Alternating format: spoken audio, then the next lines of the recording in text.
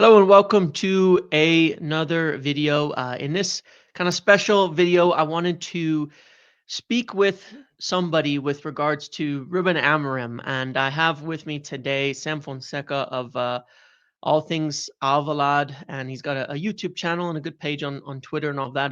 Definitely a committed sporting fan, and I wanted to talk to him today about our current manager, Ruben Amorim, from a fan of a club that probably knows quite a lot more about him than we do yet as fans. So, thank you for coming on. How are you today? Yeah, I'm very good. I get this out of the way in all my interviews. First of all, the English accent, don't be thrown off by it. I'm a second generation Portuguese. Second generation Portuguese, I suppose. My dad is the reason I support Sporting. If I supported any other team in Portugal, probably wouldn't be allowed in the house. So yeah, that's where my love comes from. And it's been a turbulent relationship. Been good recently, but the past 20 years before that, not so much. But yeah. Well, yeah, and it's interesting in that, obviously, because there's some parallels we can draw here. Not exactly the same, but there are. Mhm. United being a team prior to Amorim coming in here, 10 plus years without a title, former greatness, not successful, a lot of in-house turbulence. There's obviously the long-term connection that's been there between Sporting and Manchester United. I mean, we've had some pretty successful, I think, transitions. I can think of a Yeah. few successful transitions of people coming over from Sporting to United. Just a few, just some little ones, right? Um, Yeah. in the years, so a good relationship there, I think, between the clubs, and obviously, you're familiar with the chaos. I mean, our current captain Bruno Fernandes. I think he was there during some of the fan incidents and things that happened at Sporting, right? Yeah, he was when the academy got attacked by the thugs that I like to say the thugs that disguise themselves as fans, because a true Sure. fan wouldn't Yeah. obviously do that. Bruno Fernandes was there, originally rescinded his contract, but then came back, and when he came back, he was the captain. I think probably 80% of Sporting fans do love Bruno Fernandes. There's always the sort of the hardcore 20% that remembers, he rescinded his contract. But for me, I would say at the moment, the second greatest player I've ever seen play for my club, behind the other man right there. I would say Gyökeres is just a bit further up now, just because of the league title that he won, which Bruno Fernandes never won, unfortunately. But yeah, I love Bruno Fernandes. And I think, much like I guess Sporting was, that there's a bit of love and hate relationship between him and Manchester United fans. I know a lot of them think that he complains a bit too much when something doesn't go his way, like throws his hands up in the air. Bit of a divisive figure, I think. But I think everyone sees the quality there in Bruno Fernandes. Yes. Yeah, for sure. And yeah, I mean, I think at least it speaks to what kind of person he is, which I think a lot of us have Mhm. seen. Someone who, kind of maybe despite certain little flaws and things like that, is a very committed, honorable person, as a human being. I think it's come across that way, at least from a United fan perspective. Most of us feel that way with some of the things that he's done for the club. So Yeah, that's definitely. that's He's got good. that competitive spirit, and I think a lot of Yes. it is to do with how Ronaldo was at Manchester United was the same way, and even Real Yep. Madrid and Portugal as well, having that sort of old school mentality of that competitive spirit. We don't really see it a lot these days, where like not to go down this path, but like when like they're like players shake each other's hands on rival team. I feel Yeah. like Bruno Yeah. Fernandes still has that old school mentality of like, I'm here to Yes. win. And sometimes it rubs people the wrong way, and I understand why, especially like during turbulent moments. But to flip the coin, I suppose, if Man United were doing like really well and Bruno Fernandes was still being that leader, everyone would say, "Oh, look at Bruno It would be a Fernandes go! bit Look, he different, wants wouldn't to it? win." Yeah. Exactly. Yeah. So it's just a victim of circumstance, I suppose. Yeah. For sure, that makes sense. And yeah, and then obviously speaking of that kind of competitive spirit, emotion, and all of that, Ruben Amorim. Obviously, he's Mhm. been here for what is it, 4 months now? It's almost. I think it's been 3 months. I think it's been since he left technically. Yeah. He joined in mid-November. An interesting time at United. Obviously came in mid-season. Now, when he joined Sporting, he joined as well mid-season. It was in March, right? Yeah. From Casapia, was it that he went to Sporting Braga from that one. Sporting Yeah. Braga? That's right. He did the yeah. Okay, there you go. Yeah. He did a hop in between. And so Interesting. It's been very much a mixed bag so far for United. Obviously, we came off of last season, United a little bit, I think, papering the cracks on things that had happened. United overall were really, really bad last year, but won an FA Cup by the end, have had the turbulent owner situation. They kind of stuck with the manager, though they didn't really want to, ended up making a sacking, bringing Ruben Amorim in. And I guess my first kind of question would be for you, is it kind of normal what's happened here so far with Ruben? Obviously, I think he got better results at Sporting when he started, but it's also quite a different league than United, Mhm. and the Premier League in terms of how competitive it is these days is unbelievable. But is it kind of like this? It seems like he's kind of going through trying to put in place what he's going to put in place with very little room for any kind of like my way or the highway, and learning who Yeah. can and who cannot. Is this normal for him?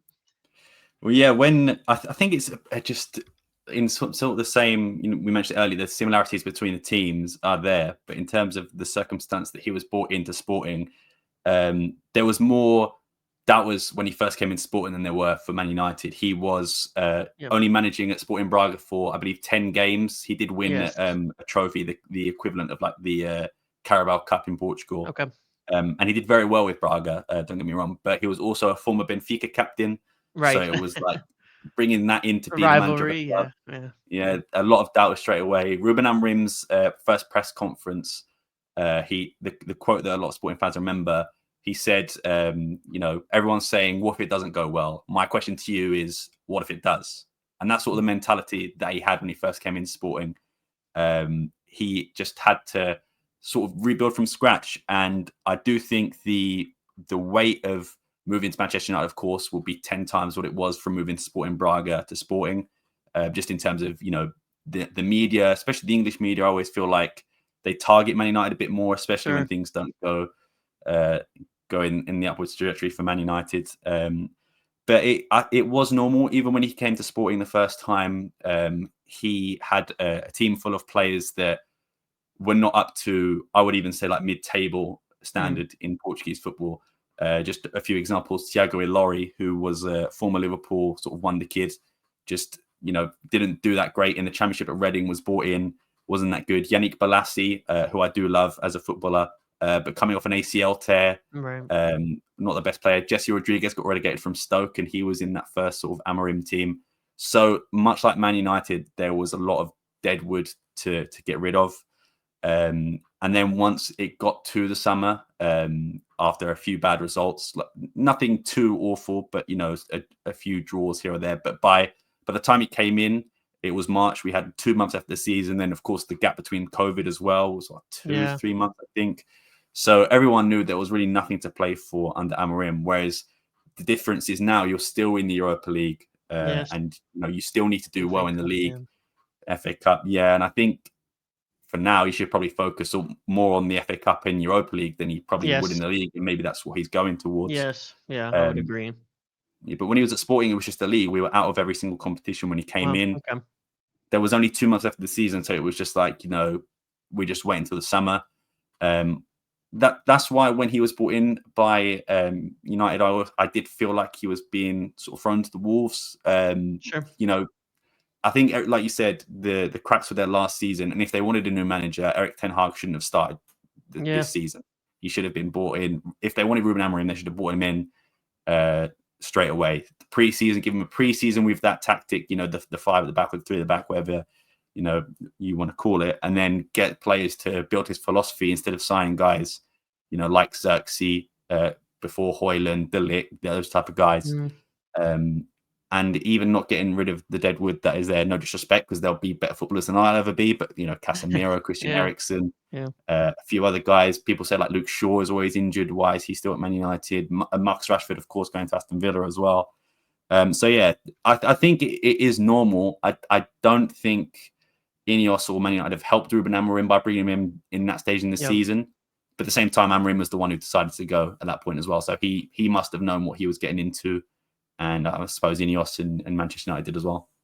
Right. And I think would you say, I mean, given his kind of jump as you mentioned during that season where he ended Mhm. up at Sporting in the first place with nothing to play for even after winning a trophy, that he's been like ambitious at taking that next step up when it's available, kind of regardless of the circumstances? Would you say that that is kind of fairly representative of how he's been so far?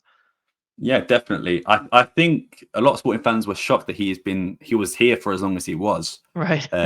Especially after sort of the first two seasons when he won the league in his first, like the fourth season, and then second, making it to the round of 16, the Champions League for the first time in I think 11 years for us Mm, as well, and finishing second behind Porto, who actually broke the record number of points in the right. league at that time. I think it was like 91 or something like that. So he had two incredible seasons, and I thought he was gone. There have been sort of rumors here and there of like an RB Leipzig at the time and some other coaching jobs in Saudi Arabia. But it was clear that he wanted a top job like a club at Mm, Manchester United. Or, you know, the thing that rubbed a lot of sporting fans the wrong way was last season when the West Ham job opened and yep. he was pictured getting on a plane to go to West Ham. And I think it was, in no disrespect to West Ham, a lot of sporting fans sort of felt like that was a sideways move because I know the Right. Premier League is Yeah. obviously the one of the best leagues in the world. You know, the money, the finances, the media, stuff like that. But it just didn't feel like Sure. I he was aiming understand high that enough, way. I Yeah. suppose. Yeah. Um, It's like if you're gonna so leave us, not for like not for yeah, West Ham, right? exactly. And I think his stock by that point was already so high that when, you know, the vacant Bayern job came up, and I know Company got it, but, you know, Company went there. Liverpool he was linked to. Yep. So from going from like Bayern to Liverpool, no respect again, but to West Ham just felt like a backward step or a sideways step Mm, from Sporting. But yep. yeah, I think the ambition was there. Even at Braga, taking that job so young from the B team, he could have, you know, said I'm not ready. He could have waited for someone else to go, but Right. he snapped at the chance to join Braga. The first 10 games won a trophy, and then yeah, like I mentioned, a lot of sporting fans were annoyed that he came because he was the Benfica captain. But for him, who was a Benfica fan since he was growing up, that is also an incredible risk for him because he joined Sporting. Most if it Mm, doesn't work out, he's burnt bridges with Sporting and Benfica by that right. point. So yeah, I mean, it's clear that he loves taking the big risks in terms of his managerial career. Um, I would like to say that maybe I didn't think he would have this not bad of a time at Manchester United, but I think he probably hoped it would go a bit better than it has been. Yeah. But you know, it happens, I suppose. Yeah, that makes sense. And yeah, for sure. I mean, you got to say, and I think it's shown itself in his actions and things like that. Well, that he's he has a lot of confidence, obviously, in his Mhm. ability to make things happen, which is necessary. He seems rather tough in that aspect, and obviously, I think that translates to him from a coaching and tactical standpoint. He said many times since he's arrived at United that he only knows one way to do it, which is really his way, and that's it. Yeah. So tell me about that, because obviously he was there for many, many years. I mean, did he ever really change what he was doing much at all? I mean, I've seen small adjustments because I watched a fair bit of Sporting too. Like, Mhm. maybe the front three in this last season were a little more closer together rather than being wider apart, and little adjustments like that. But in general, he's not the type of manager that goes like game by game changing anything, does he? No, he that's was one of my biggest criticism with Amorim when he was here was that he has a plan A and his plan B is just try plan A again. There's no sort of anything else there. It did change when Gyökeres came in because I feel Right. like someone of his caliber and of his skill set, it was sort of playing more to his strengths Mm, and having a striker that can sort of create his own chances, which he can do pretty much any game. The amount of times I've just seen a long ball, you know, go to nowhere, and suddenly Gyökeres has it at his feet, and the fact he was able to do that was definitely a switch, like you mentioned, in the front three being a bit more narrow. Pedro Gonzalez and Trincao definitely hitting a lot of form as well, definitely helped that yeah. situation. Yeah. Um, but yeah, in terms of the formation itself, not really. I think even this season, when Giovanni Kenda came in, he Right. came in as that sort of right back role, even though he was a winger throughout the academy. So Yep. in terms of actually changing formation, no, but he will change players' roles to sort of try and fit formations like Giovanni Kenda. Your guys like Nuno Santos, who originally was a winger, who is now a left wing back, and things like that. You've seen sort of a player role change. But in terms of formation, it just never happened up until the last season. Like I mentioned, when Gyökeres came in, and it was when he made that change. A lot of people were saying that a few years ago, when it was just we had one striker up front, Paulinho, and I love Paulinho. Don't Yes. get me wrong, but we needed some competition there. One registered striker for the league is not good enough. Yeah. And Amorim was so stubborn. He's like, no, I'm not going to get another striker. I'm not going to do it. Paulinho is what we need. And then eventually relented. And then Gyökeres came in. And then, look what happened. We won the league title again. So, yeah, it's stubborn in terms of tactical selection, sometimes in transfer dealings as well. I think he's just a stubborn man, to be honest. I think, like you mentioned, he knows one way and he's not going to change it. And I think, to be fair, I think Ineos would know that if they brought him in. They know he's going to play this system. They know it's not going to change. And I do see a lot of fans on social media being like, "Oh, he needs to change formation. He needs to bring on another striker." It's just not going to happen. Right. That's just who he is. Fair enough. He's compared himself, so there are a lot of similarities, not necessarily tactically, but in attitude. But I don't know if you'd agree, but to Jose Mourinho, and he's compared himself to him in the past in terms of, I can see the stubbornness, Yeah, the definitely. somewhat inflexibility, but also, comes with that too, is he's very emotional, very emotive, and very, he can be very charismatic as he's shown so far in things. And I hope that helps.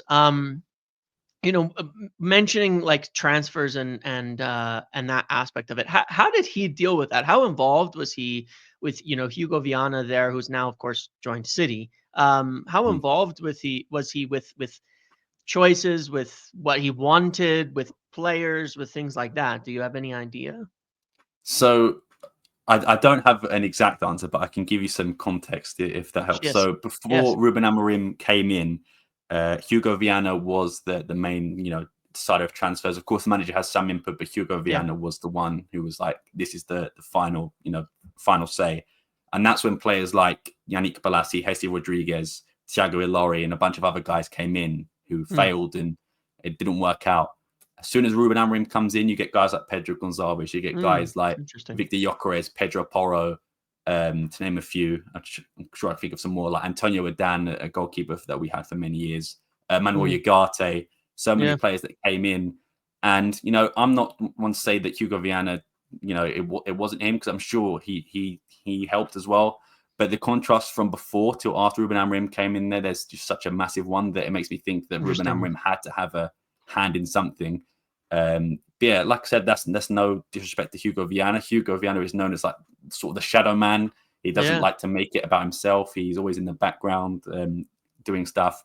And that being said, Hugo Viana did sell a lot of good players for a lot of high fees. For example, I think Bruno Fernandes might have been his first one that I believe you're right about that. Yeah. Yeah, and then like Manuel Ugarte, Pedro Porro still went for quite a lot of money as well. And then some other players here and there that have gone on to have success. Nuno Mendes. But yeah, I think in terms of player recruitment, I think Ruben Amorim must have had a hand in it, just from how it was before. I guess Hugo Viana could have learned his mistakes, but considering what it was before and what it was after, I don't see it likely. And it's interesting because I think that, given Amorim's stubbornness on certain things, but what the positive that comes with that is, of course, a lot of specificity in what he wants too, right? So he'll be able to know, because he only does things one way. I don't have X. And I suppose that makes it easier for someone in recruitment when it's like, well, I need a winger, who's fast, versus I need someone who does like exactly this in my team, to go and get that guy. They come in, they hit the ground running because they do exactly what he wants out of him. So I suppose that maybe that's a way. And at United, it's a mixed bag, because we've had managers who've been too domineering on transfers, where they want to pick all the players specifically, and it's always former players, and it's always things like that, and they end up spending huge amounts of money.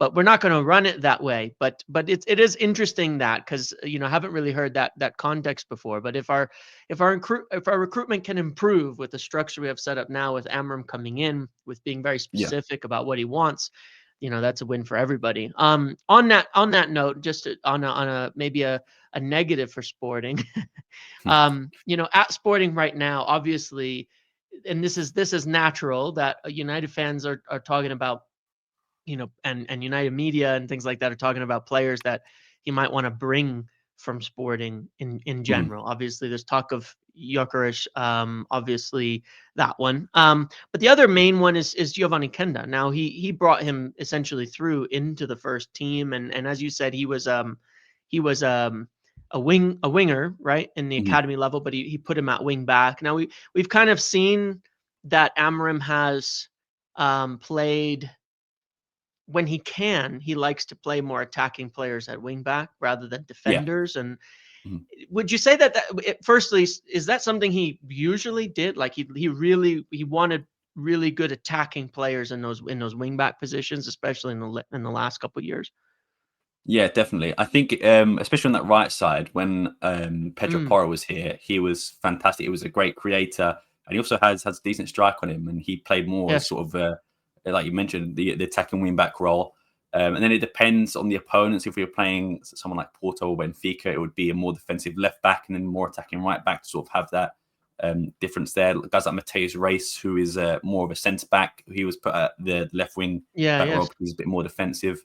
But I think for someone like Quenda, like you mentioned, to be that attacking winger is perfect for Amorim, and he was. I can't say enough good words about Giovanni Quenda. For someone his age, 17, it feels like he's been playing for 10 years. He's just so good on the ball and Mm, so mature in the way he plays.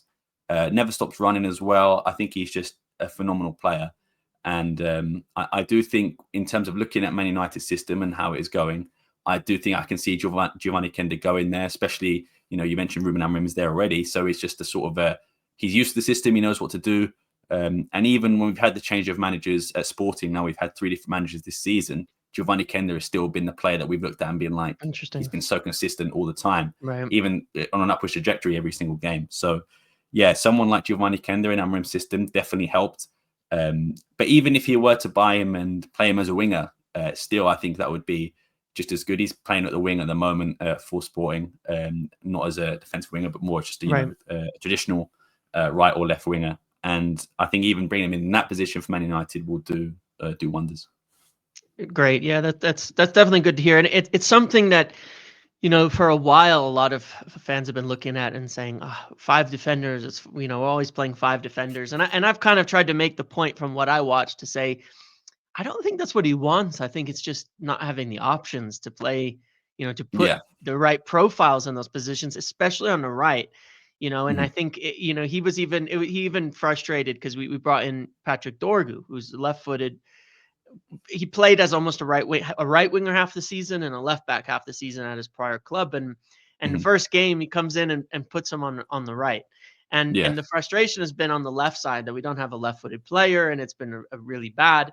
But you can see how much, I think it was just really an indication of just how much he wants that that profile of like that left-footed Mhm. attacking wing back on that right side that he always has, Yeah. that he used at Sporting all the time. And that, the decision to play five defenders as he has it many times, natural fullbacks rather than attackers, is more Mhm. down to just not having choice in the squad and being unable to change it mid-season. So I think that's something hopefully, people can recognize as United fans, is just it's not on purpose. It's not intended to be like this super defensive system. And Mhm.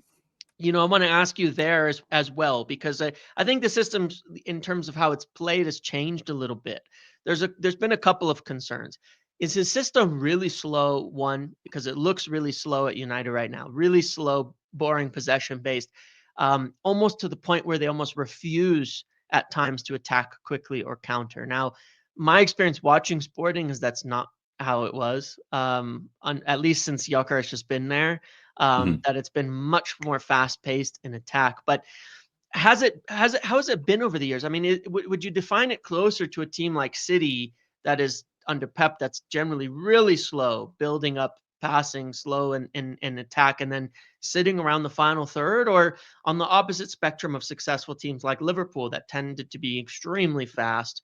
Where would you kind of define him in his time at Sporting, and in the pace and speed of things? Yeah, like you mentioned, when it was Gyökeres, it was sort of full paced, full pelt. Let's try and get That's as what many I goals as thought. we Yeah. can. Yeah. But I mentioned before, I think that was just changed due to Gyökeres' profile and how he was able to help the team. Before that, when we had guys like Paulinho up front, it was a bit different. It was the slower based passing around the back, using the wing backs as sort of the main progressors of the ball, trying to create space on the wings and overlapping wings and stuff like that. But I can't tell you how many times I've frustrated that when we needed a goal, and they would still pass it back to the centre backs, and then they pass it to the left back, Okay. and the left back pass back to the centre back. Trust me, I know the pain there. But the majority of the time, it did work out, so I can't be too critical of it. Right. But Won a lot I of games understand, at least, though. yeah, definitely. I understand that it is really frustrating, especially when you need a goal and you want to play that attacking sort of attractive football. But yeah, it is just more of a possession based. I think you mentioned that Gyökeres was linked. Personally, no disrespect, I don't see him coming to Man United. I I don't think, either, for what it's worth, but yeah. yeah, when you look at the teams he's been linked to, I just think these teams are playing Champions League football and they're on a higher level at the moment than Manchester United. Of Yeah. course, the coach will always be maybe an attractive factor for Gyökeres, but I think at the moment I just don't see him there. I could be Yeah. wrong, and maybe this Well, I kid was think if played he in the was if he was 22, he might consider it, but given his age, if he's gonna make a big move, he probably wants to go somewhere where he can actually play at top level Mhm. now. It kind of makes sense to me, given he'll be 27 in summer. So I think there's Yeah. gonna be a lot of big clubs in for him this year. Yeah, and I think when you look at someone like Gyökeres, I think there is a few teams around Europe that is missing that profile of that striker, that like one striker away. And I look at Arsenal as the big example. When you Yeah. look at how Arsenal have been this season, the one thing for me they're missing is a goal scorer. I think Kai Havertz is an okay footballer, not as a striker. Same with Gabriel Jesus as well. I don't really rate him that Yeah. highly. Put Gyökeres in that team, and I think I'm not saying they're going to win the league, but I think they're a lot closer to Liverpool than they are Yeah. now. And I look at other teams, maybe like a PSG, looking at how Yeah. their situation is being. I think there are teams that just need a striker to complete their project, whereas Man United are a few players away. You need Again, a no lot more. disrespect Yeah. intended, of course, but Yeah. that's the way I see it. But yeah, it's a slow build up, and it will be a slow build up for probably the rest of the season for Man United. But again, I think it all links back to this. If he had a preseason with these players at Man United, this would not be an issue because he would know who he wants to build up play. He knows, he might have been bought players in the summer that could have Yeah. done the job that he needed to do, or he could have sold players in the summer that he didn't need that are still at Manchester United. And I know it's sort of a cliche saying at this point, but you are probably going to have to wait to the end of the season if he does last that long. Because I know there's been He'll be a fine. He'll be few fine. But yeah, rumors here and there. he'll be fine. Yeah, but I think it is just a case of maybe, like I said, if he puts all his eggs in sort of the Europa League basket or the FA Cup basket to try and get into Europe, I think he'll have a lot more success. I do look at Man United in the Europa League, and I think they could win that competition. It's Yeah. still a tough competition to win. Don't get me wrong, but I think if he puts all his focus on there, I think it probably would be a better chance for Manchester United to progress in Europe. It's still going to be difficult, but again, I think it's just going to be when he has a preseason, when he figures out who is staying in this Man United team and who isn't. Like, for example, Rashford coming back, if he's not, I don't know if he's an option to buy, I could be wrong, but he could come back. I don't know what's going to happen there. A few other players coming back on loan, who knows what happens there. But yeah, I think he just needs a good, solid preseason and some better transfer recruitment to figure out Yeah. how to run this team, basically. Yeah, that makes sense. And yeah, it's definitely needed, and we all know it. And he's been tasked with the job to lay in the fundamentals that he's doing, and I think that he's got the confidence to do that. But there's no doubt about it that, I mean, and I don't think it necessarily has to take that long. I mean, his first full season at Sporting was the title, correct? Yeah, correct. The first four, yeah. Yeah, and it was like it was the first in what, 21 years? 20 years at the time? 19 at the 19. time. Okay, so the 20th Close enough. year. All right. Yeah, close Yeah. enough. All right. So, yeah, I mean that makes a lot of sense. Very very interesting. Is there, I wanted to ask you just one more kind of more interesting tactical question around what United fans have seen. The midfield too, is something that comes up in discussion a lot because Mhm. for a lot of people in a lot of modern football, midfielders these days are like your primary means of all progression. They're closer to tens, who operate in deeper in the midfield than they are to your traditional midfielders. Now, whenever I Yeah, watched Sporting, I got the idea from the two. It's one guy, obviously Ugarte was that guy for a while. One guy who's like safe with the ball, defensive player who's going to clean up, who's going to lay the ball off to the wing backs, to the center backs. Obviously it's not that they can't pass forward, but it's not their yeah, main. It's not really their goal, their focus. The progressions aren't going through them. They're cleaning up, they're covering, they're keeping it ticking, but not really, and being good on the ball, mind you, but yeah, not necessarily driving it forward. And then the other one is pretty similar, but would get a little bit more involved in in the attack, in the being an mm. extra man in the attack. Is how does that balance kind of work? And if you do know anything with regards to the United squad, what do you think about some of the discussions over things like Kobe Mainu, or should Bruno be in that deeper role, or should we move him back up to the attack and get somebody else for the deeper role next to Ugarte? And what are your thoughts on that? Yeah, so I think the best example I had is when Ruben Amorim was at Sporting, was having João Palhinha in that sort of midfielder destroyer role and having Mateus Yes, Nunes in front of him, because Mateus Nunes is right. a great ball carrier, but like you mentioned, Palhinha, sorry, his best qualities were defensive abilities, physicality, tackling. Yes, So I think that is not much of a where passer. no, definitely not. No. So what Man United need to look at, I think, in the transfer is having that sort of more physical defensive midfielder. Because I do think Ugarte can do it as well. But Ugarte I think, is actually pretty decent on the ball going forward as Yeah, well. he I, is. I Yeah, think, I think when you look at when it was Pellegrini and Mateus Nunes had a bit more of sort of a rash style with running with the ball, with sort of like a sort of aggressive way, I suppose. sure. But he had the quality to do so. So when you mention guys like Bruno Fernandes and Kobe Mainu, I can see it. I don't think with the preseason, I think Kobe Mainu maybe, but not right now. I think Bruno Fernandes, in my opinion, is more suited to a forward role, sort of like Yeah, what Pedro Gonçalves is at Sporting. They're very right. quite similar players in that way. Yes, They're yes. both more of creative facilitators. Both can score from outside the box and create chances inside the box as well. So I would say that I do think, looking at United's team, Casemiro, everyone knows about Casemiro being, on the way out. He's 34, 35 now, and it's been made clear that a lot of the pundits as well don't respect Casemiro in that way anymore. Christian Eriksen as well. I think those two are probably on the way out if they have any clubs that want to pick them up. I think that needs to happen, and I think they do need to work more on the midfield structure. And you mentioned having the two, one physical, one more ball carrying. I do think Bruno Fernandes could do that as well, but I think Bruno Fernandes' best position might be where Pedro Gonçalves lies in Sporting Yeah. system, as the sort of the main facilitator to the forwards, and having that creative spark up there as well. Yeah, and it makes sense. And obviously he started there and he moved him deep. And I think this is where you'd say, Mm. like, if he had a preseason, it would be a bit different, because he's using Yeah, Bruno to try to solve the problem of, I don't know who can build up play from deep and who can move the ball around. And Bruno's our best guy on the ball, so we're gonna have to move him back because we're prioritizing our build up. And he said that himself, to be fair, but yeah, given buying the right player should ideally move Bruno forward again, and maximize his capabilities, because I think a lot of people have recognized, the way that Gonçalves is used there, a lot of similarities, and in an ideal world, that's where Bruno would play.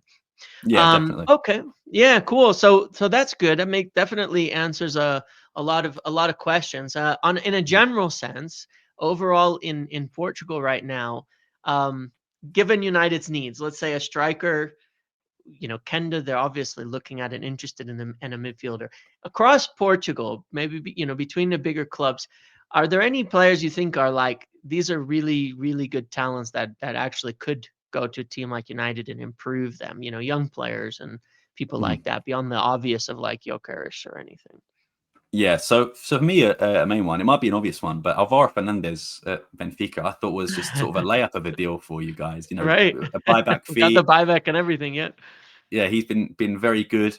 I think that, I guess it could still happen in the summer, but I just thought, that one was sort of a layup for them, and they went with Dorgu. And to be fair, I don't watch much Serie A, so I can't really say too much about him. So I'm not going to say anything there. But from what I've seen of Alvaro Fernandez, I think that was a perfect one. I look at around the league, and I think looking at Porto, I would say in terms of an out-and-out goal scorer, you've got Samu. But Yeah. I think as well for him, he's not going to be someone that Ruben Amorim will rely on, carrying the ball. It's never Mm. been one of Samu's strengths. He's Yes, not correct. that Yeah. good a passer, but in terms of finishing, that it's there. But I do think it'll probably set you back a bit too much. I personally wouldn't do that, especially like if you could afford Gyökeres. Yeah, sure, go for that. Sure. But yeah, definitely looking there. I do even look at guys like, he's a bit older, but Diogo Costa in goal for Porto. When I look Right. at Onana, there's been I would say We it's really mixed bag. wanted him a couple years ago and ended up with Onana. So, I've been wondering how is, has he come on as a player, as a goalkeeper? Yeah. Where is he at? So I think it's again much like Onana, a mixed bag. He does really well, I thought, in big games, but it's the sort of the other opposition, like even against Roma last night, Diogo Costa wasn't that great. But I do think maybe he just needs a change of scenery. He's been in that Porto team for many years since he was really young. And now, if you look at Porto centre backs, they're not that good. When a few years ago, Mm, having guys like Pepe there, who of course yeah. everyone knows Pepe is a phenomenal centre Yes, of back, even course. even in that last Even year, yes. 41 years of age, still Yep. fantastic. Even against Arsenal in the Champions League, a fantastic performance there. So I do think it's not a lot of his fault. So I'm still surprised that Diogo Costa is there. I maybe don't think he'll be there next season, but you never know. It depends. But looking around Sporting, Gonzalo Inacio, I think, is one that Amorim should be looking at, a left-footed centre-back. Someone, of course, Amorim has worked with before, would fit into the system like a glove, I think, personally.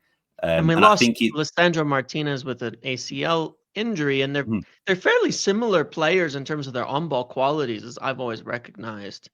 yeah, definitely. Really, really good passers of the ball from deep. So that makes sense. Yeah. Go on, what you were gonna say there. No, I was going to say that I think Gonzalo Inacio, out of all the centre backs we have, because we do have some good ones like Usman Diamonde as well, Eduardo Quaresma, Zeno de Bast. I think Inacio is probably the safest option out of those three. I really do like Diamonde, but he's not there yet. And I think Inacio, I don't think Inacio is at that level of being like a world class defender yet. But I think under Amorim, it would be staying to his qualities and being in a three back a bit more protected as well. I Mhm. think that was one when I made a video a few months ago about the Sporting players that Amorim should bring. I did have Inacio on Mm. that list as well with Giovanni Quenda. But I think for me, Inacio would be a good one just because I think United do need centre backs as well. Like you mentioned, Lisandro Martinez out with the ACL. Lindelof, I believe, is out of contract in the summer as Yep. well. Isn't Yep. being utilised that much anyway. Yeah, we'll Um, need center backs for sure this summer. So And I think Inacio there's not many left-footed centre backs in Europe that are very good and playing at a high level. And Inacio's done so. It's not like Inacio would come in and need to learn the system. He knows it. That's it. He's played his whole mm. professional career, bar this last half of the season in that system. So he knows Right. exactly what's expected of him. So yeah, I would say someone like Gonzalo Inacio. I think even someone like Morten Hjulmand as well, as we mentioned, as a midfielder. I think that would be a good choice as well. I would have said Nico Gonzalez if he didn't move to Man City in January. But yeah, I would say definitely when I look at the league right now, I would say Inacio is probably one that I would do if I was Ruben Amorim, and maybe a goalkeeper like Diogo Costa, or I wouldn't say Samu actually. Yeah, I'd say those two, Gonzalo Inacio, and maybe someone like Diogo Costa. Makes sense. Makes sense. I definitely can see a lot of sense in those ones. Yeah. Well, thank you for all of this. It's definitely been very enlightening, very interesting as well. Is there anything else you think is worth kind of noting about Emma moving forward into next season, or what United fans can expect in general? I did want to ask one more question on this note, because he's Yeah. had so far. There was some talk from people about, when he came into Sporting as well, he he definitely really got control of the dressing room in terms of Mhm. like removing anybody he felt was somewhat, I don't know, disruptive or anything like that. Would you say that's accurate? And is that something we've already seen it to a degree that we could expect him to really put a focus on?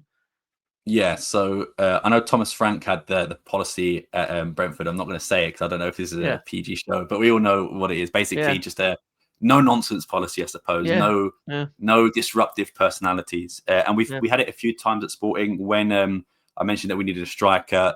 Islam Slimani, who was a club hero basically at the time. I wouldn't say club legend, but he scored a number of goals for Sporting. He was well respected by the fans. Someone that they held in high regard. He came back and he started off pretty well. But Amorim, stubbornness, didn't start him, kept starting Paulinho. And Islam Slimani was not very happy and he decided to not do well in training and stuff like that. And, just basically give 50% or if less than that if you speak to Amorim. And Amorim said, you know what, you're not going to be in training if you're not going to perform. And he was expelled from training. And then there's a little spat on social media. Islam Slimani saying that because he was a practicing Muslim and it was during Ramadan, he was saying that I wasn't, up to I haven't been drinking, I've been eating, I'm not up to a physical standard. Whether that was true or not, obviously I can't say. But Amorim didn't seem to buy it, so he played one more game and was let go in the summer on a free transfer and exiled from the squad. I think it was from March, I want to say. So yeah, he will not hesitate to put anyone who's not given their full training and full ability. We've seen it with Marcus Rashford, and for someone like that to be ousted, I think one definitely sends a message to the rest of the dressing room, and I think that's what Ruben Amorim wanted as well. To be like, if I can do this to Marcus Rashford, then it can happen to anyone in this squad. And I think there's been a few other times, not so much of like an exiled from the team, but there's been a few times where youngsters have been demoted back to the B team if they haven't been training hard enough or they don't enter pre-season well. There's been times where he's fallen out with players, but they've sort of made it up. Like Jeremy Mathieu was someone when he was at Sporting, he wasn't training to the ability that Amorim thought he was doing, and he didn't want to wear, like the vest that like track your monitor, like your heart rate monitor and stuff. And Amorim said, if you're not going to do that, then leave. But they made up and stuff like that. But yeah, he will be demanding, and I think that's what a lot of United players will have to expect now. That if they're not going to give 100%, then they're probably not going to be a Manchester United player for much longer. I don't know too much about the Rashford situation, but from what Amorim has said in the media, it seems to be that he wasn't giving his full commitment, and Rashford saying that he wanted a new challenge probably didn't help matters at all. Sure. So yeah, like I said, I think it was definitely something that needed to be done, but I also think it was needed to be done to send a message to the rest of the squad and potentially players that come into Man United that if you're not going to give your full 100%, then you're not going to be a Manchester United player. And I do think that is needed. I think for a team like Manchester United, when you look at all the greats that have been there, Roy Keane wouldn't let that slide. Even guys like Gary Neville, Rio Ferdinand, they wouldn't allow players to sort of rest on their laurels to not train as hard as they would. Sir Alex Ferguson, of course, was heavy on that as well. So I think it was trying to get back to, I know it's an overused term, but that, Man United DNA sort of thing. Yeah. But I think it is needed. And I think in a rebuild, you are going to need something like that, something that can spur the players on and also maybe instill a little bit of fear in them that will make them work hard and, give their full percentage in training. Makes sense. Definitely understand. He's obviously not scared to do that. All right. Well, yeah, I appreciate it. Again, thank you very much for coming on. And for anybody watching, I've got links below and in the tweet here for Sam if you're interested in following any of his content over there. And I have a feeling we'll be looking at some more things with regards to Portugal come summer, so it's probably worth keeping an eye on over there. Everything that happens, as we know, whether it's Quenda or whether it's other things, it's always back to our roots. And we've had good luck working with Sporting, so I imagine there'll be more of that in the future. So again, thank you for coming on, Sam. Appreciate it very much. No worries. Appreciate for having me on. It's been fun to talk. And, if Quenda or Gyökeres does leave in the summer, I'm happy to come back on and, give a bit of player profiles if necessary. But yeah, thank you very much for the opportunity. I appreciate it. Yes, thank you very much. All right. We'll see y'all later.